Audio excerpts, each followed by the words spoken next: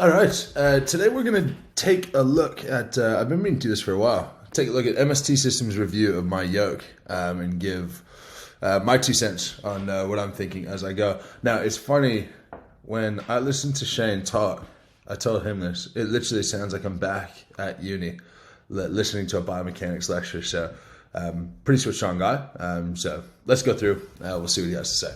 Right, Strongman fam, welcome back to the MST Systems YouTube channel where we talk all things strongman, strength training, programming, PDs, technical breakdowns, everything. So if that's up your street, hit the subscribe button. We're going to jump straight in with a technical breakdown on Mitch Hooper's yoke, which has been requested by a lot of people. Hopefully we can take a look at some of the things that he does. First things first, just to sort of give a bit of context, I don't think that I'm the best person to learn the yoke from, just like I don't think Tom is the best person to learn stones from. Sometimes when you're good at something, you're good at it, and it's hard to explain why outside of athletic background and anthropometrics and all that stuff. And see what you can take away and apply to your training to help with your yoke runs. We'll jump straight into it. The first one we may as well go over is Mitch's yoke run from the Shaw Classic. So this... One thing to note about this run from Shaw, beforehand...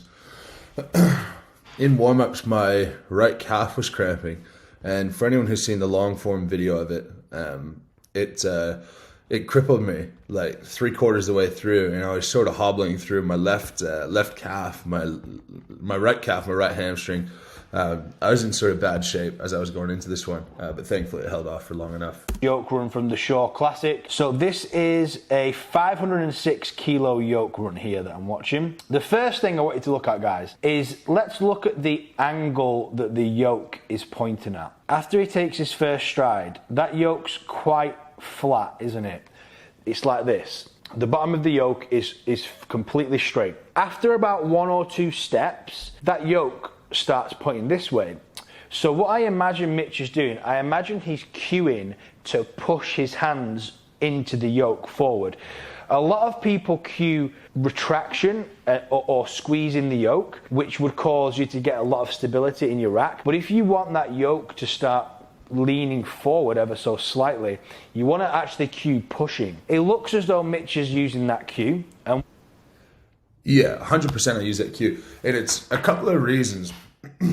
First is, I feel like if I can push that yoke forward a bit, and I can create a bit of inertia for the yoke to want to swing back into my hands, even if it's only a couple of centimeters, then creating that momentum takes away some of the yoke's ability to go left-right. You have a little bit more control over that yoke not tilting you back and forth. Second is, the nature of pushing your hands is that if you push your hands naturally, what you do is that motion.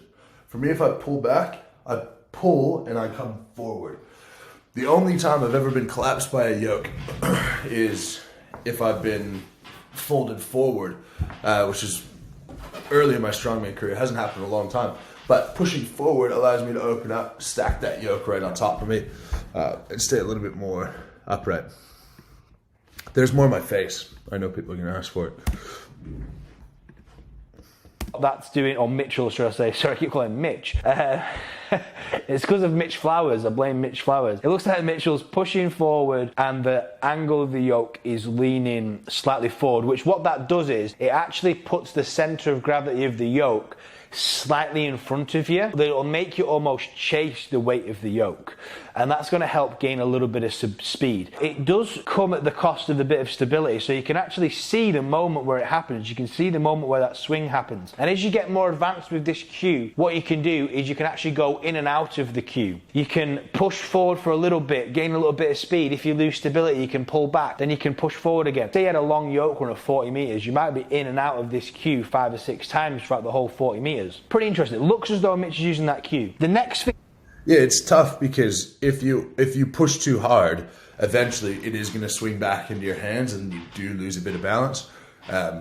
But keeping a moderate level of pressure there, it's enough to let it hydroplane. The added little benefit to this is if you ever tap the back, say like the car at World's Strongest Man, with those tires being fixed, if you tap the front tires, you're going to go straight through the yoke, where if you tap the back, you do have a chance of recovering.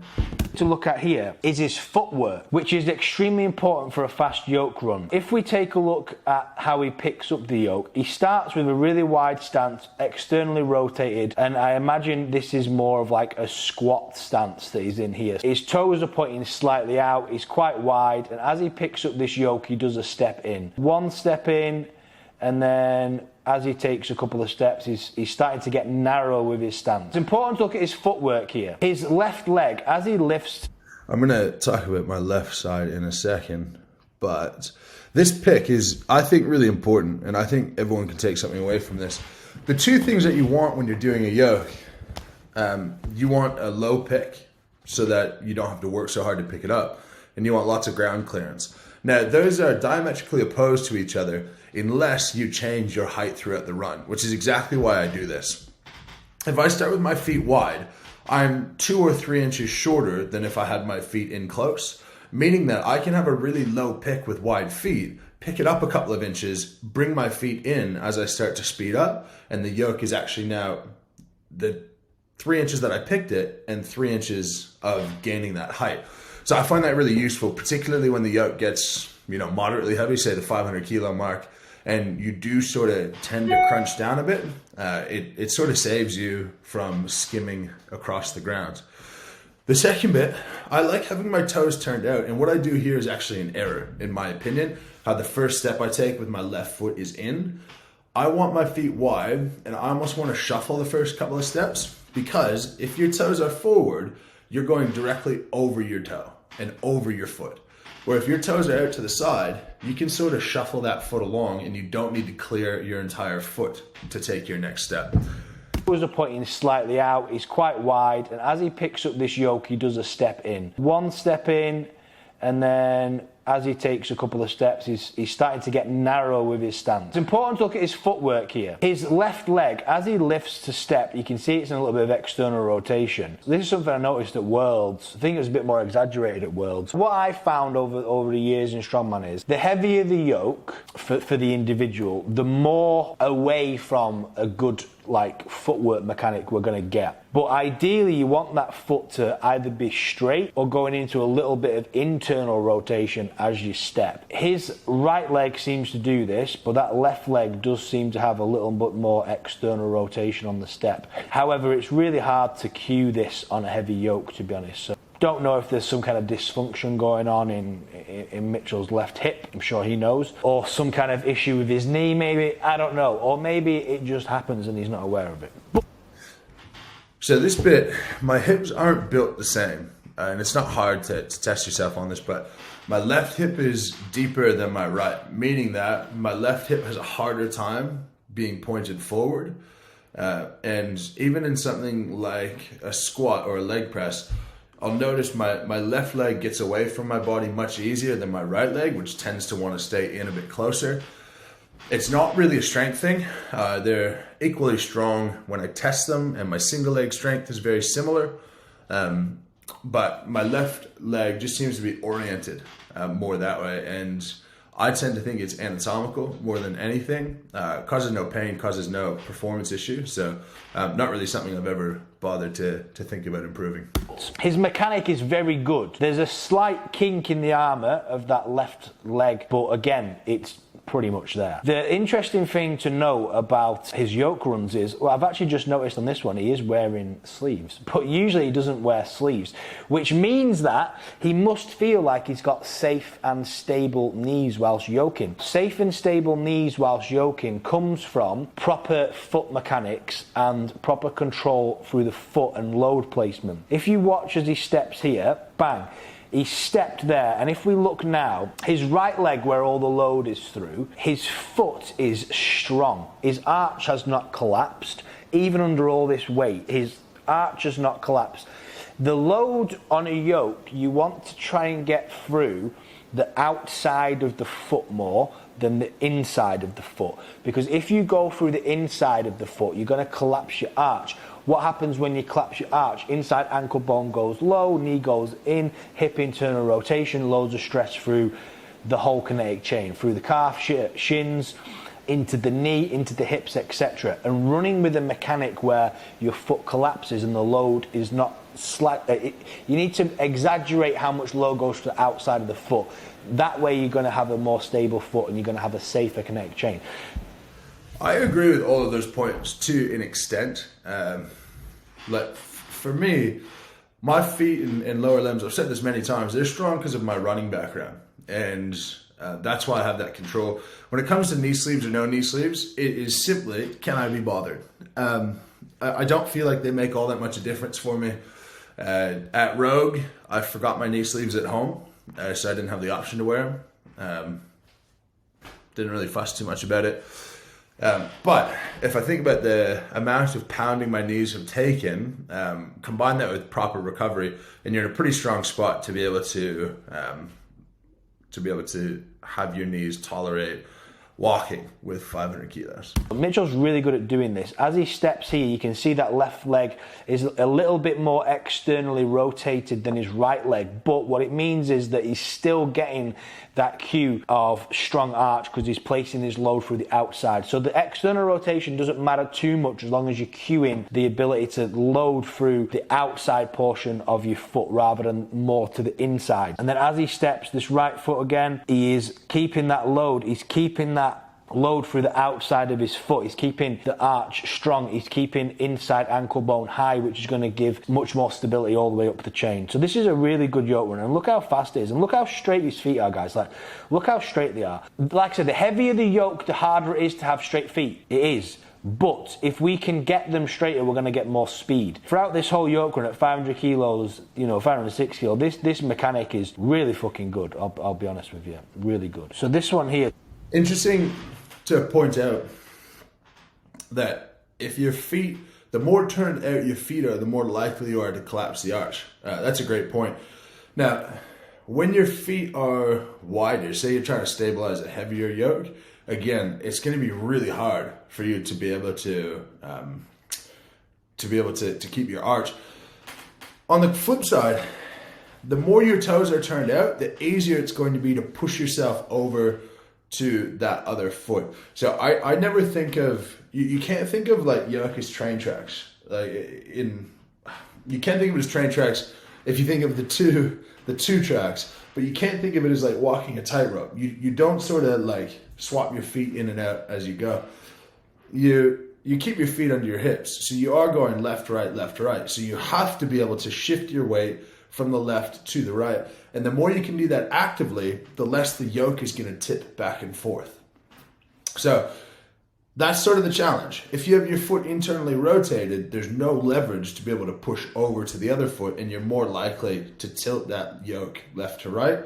If your toes are pointed out, it's more likely that you lose the entire strength of the ankle, knee, and hip, and you're much worse off for it. Playing with 1,000 pounds. As he's starting again, you can see that right leg is quite straight, isn't it? And that left leg, as he's stepping, is a bit more externally rotated. See the right leg straight, left leg externally rotated? That's something that I noticed on Mitchell. I don't know why that happens. Yeah, you see that back leg now, it's really obvious there. As he's stepping, look how much external rotation's in that left leg. That's the only thing that I see that on his yoke run is it just showcases there's something going on. I don't know whether obviously I don't coach Mitchell. I never even spoke to the bloke, so I do not know if he has any kind of issue in that left knee or hip, glute or anything like that, or if it is just a mechanic that he's unaware of. He's just focusing on the speed. He's very intelligent. I've listened to quite a few bits from him though. He's very intelligent, so I feel as though he would definitely be aware of it. What I'm trying to get at there is he's starting wide and his feet are he's trying to get them straight, and he's trying to load the outside portion of his foot so the arch stays strong and then he doesn't collapse. As soon as the arch collapses, it's going to affect this whole chain. It's going to affect ankle, it's going to affect calf, it's going to affect knee, it's going to affect everything in the hip as well. And drilling volume on a yoke, a lot of people struggle to recover from yoke. It smashes the hips up. The reason being is usually because of the foot. The foot's collapsing in, it's causing hip internal rotation. You're then running with 300 kilo or whatever, putting a lot of volume in with this poor mechanic, and it's going to set you up for, it's going to set you up for struggling to go fast, it's going to set you up for dysfunction, it's going to set you up for overtraining in the hips, it's going to set you up for a lot of stuff. So I think when it comes to keeping that foot strong, and this is where it's not great to learn from someone who's naturally very good at something, because I come up with my theories for the most part in retrospect. When I'm actually doing the yoke, when I'm actually moving, I'm not thinking much of anything. I'm just thinking, just go. And that's all I really need to think to be able to move fast. But to maintain that arch, virtually every single person who does yoke, particularly if you try and do it more than once a week, you're going to feel shin splints to some extent, and you're going to describe it as pain behind the shin on the inside, somewhere in here. That muscle is called tibialis posterior. It goes from the back side of your shin bone around the inside of your ankle and attaches on the base of your pinky toe. That muscle is hugely important, and that's traditionally the first thing that gives out.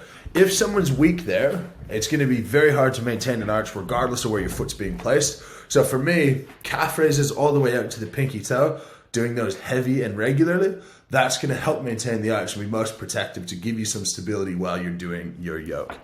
This yoke run, I'm kind of keen to try the belt out. I want the Arnolds to bring it back. I was maybe 120 kilos in this picture, or in this video, and no knee sleeves, as you can see. But I just did this completely on a whim. I think it might have been my last day at this gym or something.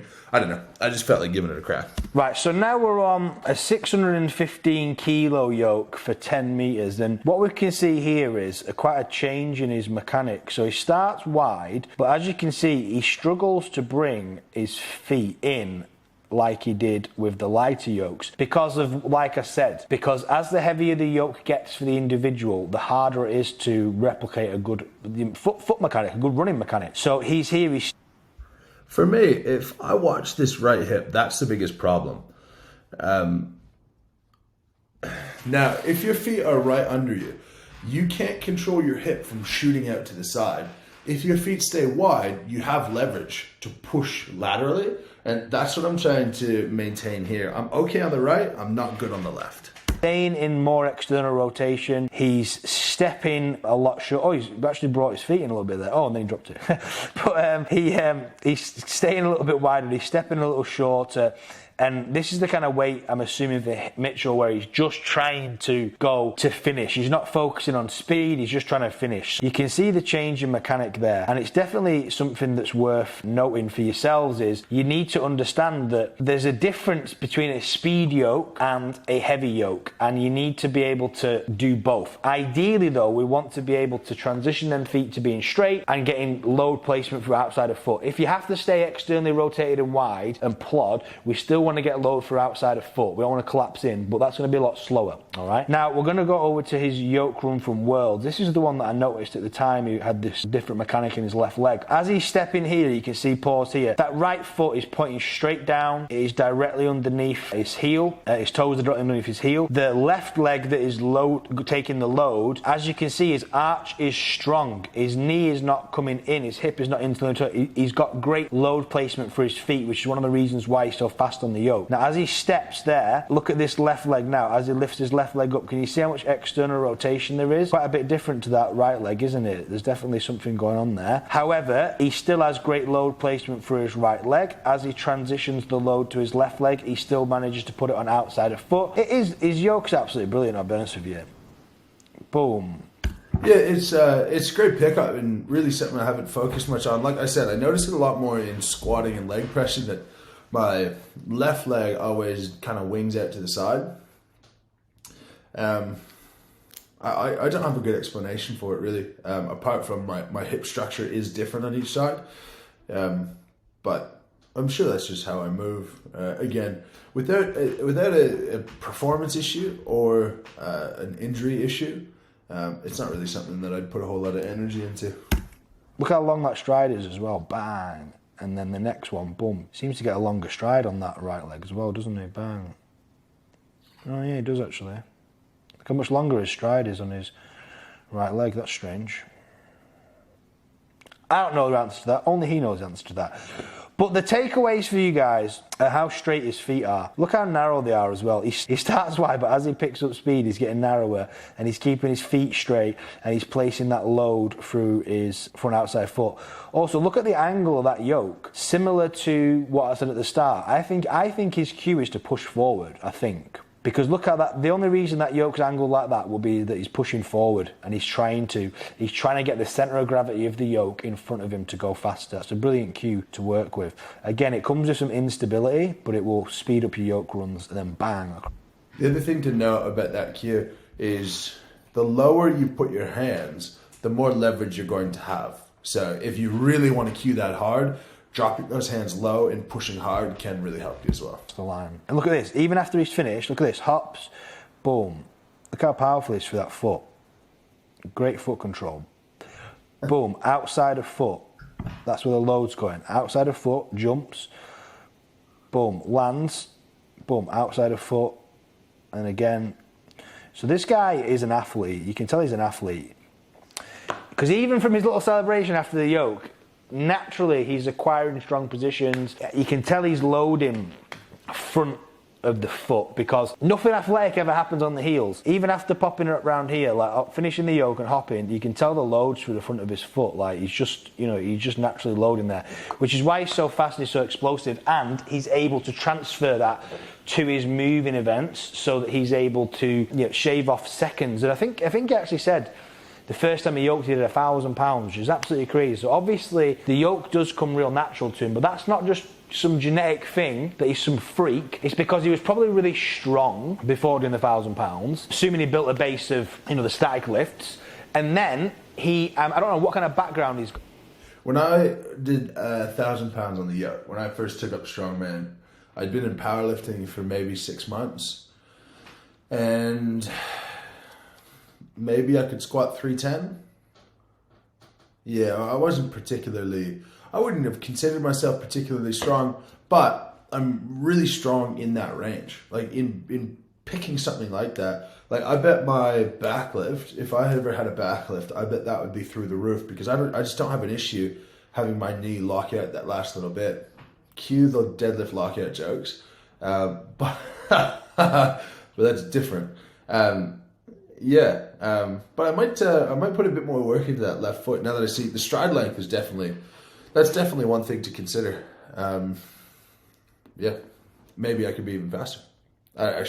Definitely I could be faster if I clean that up. But I'm assuming he's got some kind of background where he's had to run or he's had to, he's learned to apply force for his feet because... Yeah, running, that's American football, that's running, everything athletic. Played a heap of sports. So that's really what I attribute my yoke ability to more than anything else. He's very good at foot control. He's very good at placement of load.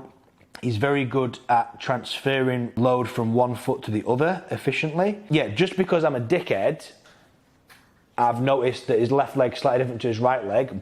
But genuinely, Mitchell's yoke's like near enough perfect. It's really good because of his running mechanics. They're really good, and the fact that he's able to do such good mechanics with such high weight, like most people will be able to keep those good mechanics up to a certain point and then they go out the window. His threshold for where they go out the window seems to be like 600 kilos, which is pretty ridiculous. Awesome work. Takeaways for you guys are straight feet, start wide if you have to for the pick up, but then try and get narrow, try and keep those feet straight. You don't want them externally rotated. However, it is very hard to do that, so don't look at your videos and think, oh, they're not perfectly straight, I'm shit. Just don't have duck. Just as a quick analysis on Shane, what's going on with your pinky here, mate? I hope everything's okay there. Yeah, try and get them as straight as possible. If they're slightly out, you're good. If one's really far out, the other isn't, to me that's like a little bit of a dysfunction. I would look at fixing it. How to do that? Well, you got to pay me for difficult shit like that. But look at imbalances and maybe fix them. Or if you're in no pain, like Mitchell's got a little issue there where left leg's different to right leg. But if he's in no pain, he has no issues. It's not carrying over into other areas. E.g., he's not getting issues on his deadlifts and stuff. Then he's not even going to care about it, is he? So it doesn't need fixing. But if okay, he's going to talk a little bit about other things, but I want to give one alternative hypothesis now that I'm just thinking about it, about the Shaw Classic yoke. Just about that left hip. I think if you watch, I can rotate myself around to the right quite well. As in, watch my hips open to the right to allow my right foot to come over the top. I can't rotate my hips to the left the same. What's with this cute? So, see my hip position. I'm going to slow this right down.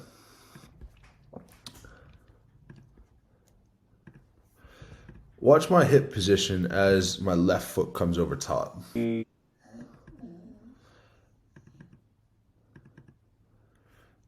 Okay, so seeing belt buckle is pointed way off to the right side.